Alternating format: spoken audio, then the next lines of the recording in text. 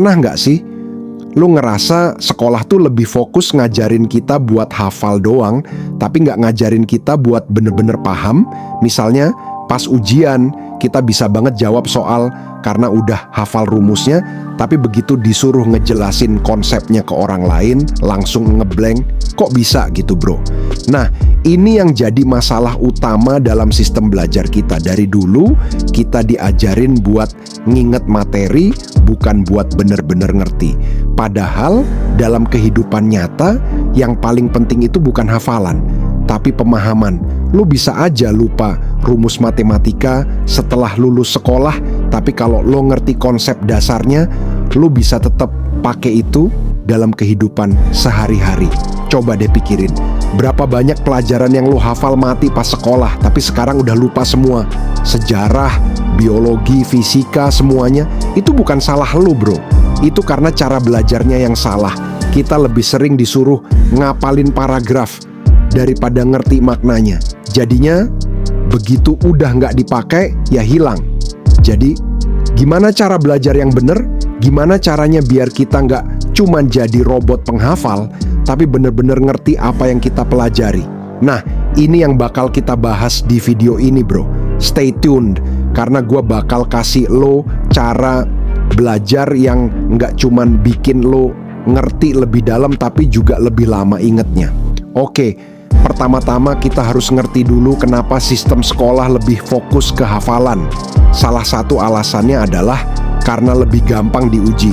Coba bayangin kalau semua ujian harus ngukur pemahaman, bukan hafalan. Bakal ribet banget kan?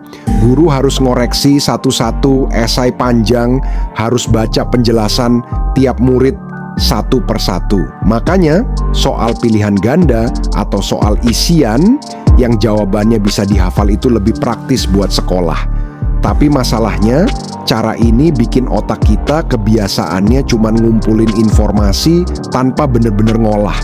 Kita cuma nge-save data kayak hard drive, tapi nggak bisa akses informasi itu dengan fleksibel. Ujung-ujungnya, pas ujian selesai, hapus memori. Makanya kita harus ubah cara belajar kita sendiri bro. Kalau sistemnya nggak bisa diubah, setidaknya kita bisa cari cara biar nggak cuma ngapalin, tapi juga ngerti. Salah satu teknik yang bisa lo pakai adalah metode Feynman.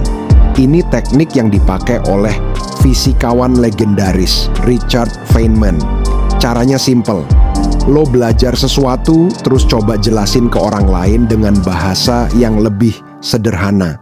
Kalau lo nggak bisa ngejelasin dengan gampang, berarti lo sebenarnya belum ngerti. Contoh, lo belajar tentang teori gravitasi. Jangan cuman hafalin rumusnya doang, tapi coba jelasin ke temen lo seakan-akan dia anak kecil. Kalau lo masih kesulitan ngejelasinnya, berarti lo harus balik lagi ke materi dan cari tahu bagian mana yang belum lo pahami sepenuhnya. Selain metode Feynman, ada juga teknik active recall. Ini kebalikan dari cara belajar pasif kayak baca buku berulang-ulang atau ngedengerin guru ceramah doang. Di active recall, lo harus aktif nginget-inget informasi tanpa lihat catatan. Misalnya, setelah belajar satu bab, lo tutup bukunya dan coba inget apa aja yang udah lo pelajari. Kalau ada bagian yang lupa, baru deh lo cek lagi.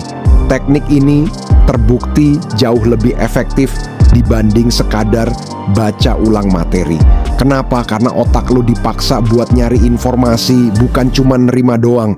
Ini bikin ingatan lo lebih kuat bro. Terus ada juga yang namanya teknik spaced repetition. Intinya lo belajar sesuatu dalam interval waktu tertentu, bukan sekaligus. Jadi daripada lo belajar materi semalaman sebelum ujian, lebih baik lo bagi sesi belajarnya jadi beberapa hari. Misalnya hari ini lo belajar bab 1 2 hari, kemudian lo ulang lagi, seminggu kemudian lo cek lagi. Ini bikin otak lo lebih terbiasa dengan informasi itu sehingga ingetnya lebih lama. Nah, kalau lo gabungin metode Feynman, active recall, dan spaced repetition, hasilnya bakal lebih gokil lagi. Lo nggak cuma ngerti lebih dalam, tapi juga bisa inget lebih lama.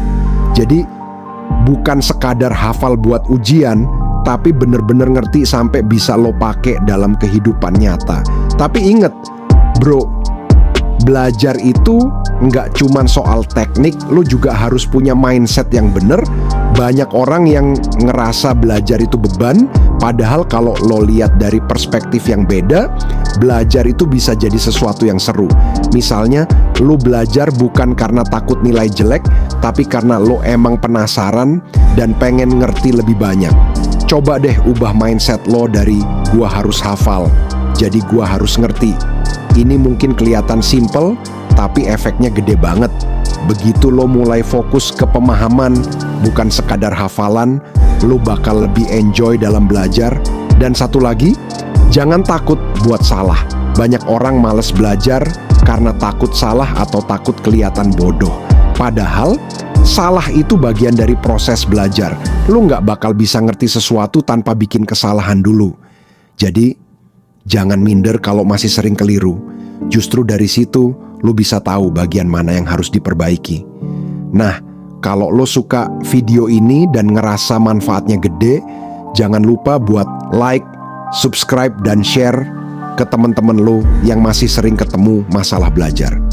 Di channel ini, kita bakal bahas lebih banyak lagi tentang cara belajar, motivasi, dan pengembangan diri. So, stay tuned, bro.